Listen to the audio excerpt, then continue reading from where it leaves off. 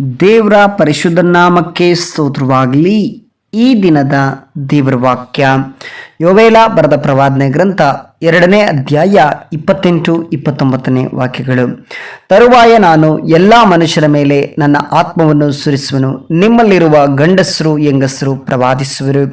ನಿಮ್ಮ ಹಿರಿಯರಿಗೆ ಕನಸುಗಳು ಬೀಳುವುವು. ನಿಮ್ಮ ಯೌವನಸ್ಥರಿಗೆ ದಿವ್ಯ ದರ್ಶನಗಳಾಗುವುವು. ಇದಲ್ಲದೆ ಆ ದಿನಗಳಲ್ಲಿ ದಾಸದಾಸಿಯರ ಮೇಲೆಯೂ ನನ್ನ ಆತ್ಮವನ್ನು ಸುರಿಸುವೆನು.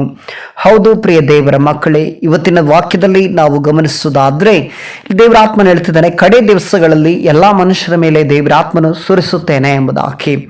ಅಲ್ಲಿ ನಿಮ್ಮಲ್ಲಿರುವ ಗಂಡಸರು ಹೆಂಗಸರು ಪ್ರವಾದನೆ ಮಾಡುವರು.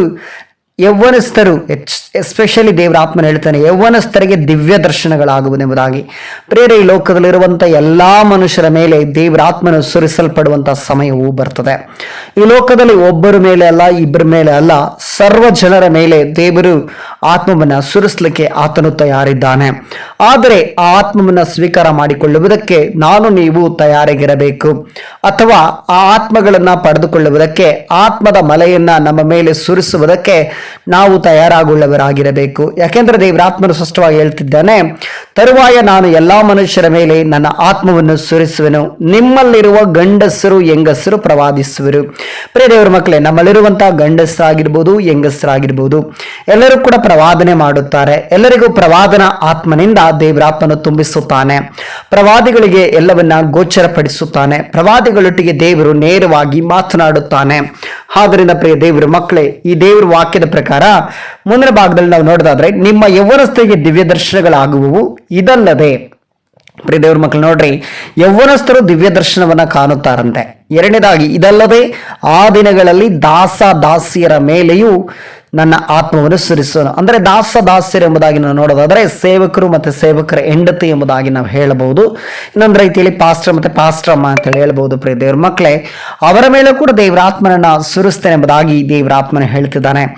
ಆತನ ಆತ್ಮನ ಮಲೆಯನ್ನ ಸುರಿಸುವುದಕ್ಕೆ ಆತನು ತಯಾರಿದ್ದಾನೆ. ಆದರೆ ನಾನು ನೀವುಗಳು ತಯಾರಾಗಿದ್ದೇವಾ?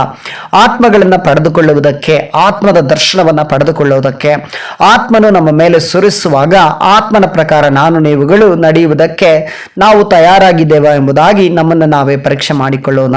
ಯಾಕೆಂದ್ರೆ ದೇವ್ರ ವಾಕ್ಯದಲ್ಲಿ ನಾವು ನೋಡ್ತೇವೆ, ಎಲ್ಲಾ ಮನುಷ್ಯರ ಮೇಲೆ ಆತ್ಮನನ್ನ ಸುರಿಸುವನೆಂಬುದಾಗಿ ಕರ್ತನು ನಮ್ಮೊಟ್ಟಿಗೆ ಮಾತನಾಡ್ತಿದ್ದಾನೆ.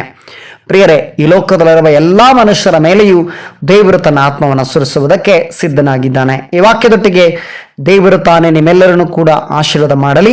ಏಸು ನಾಮದಲ್ಲಿ ಪ್ರಾರ್ಥಿಸೋಣ.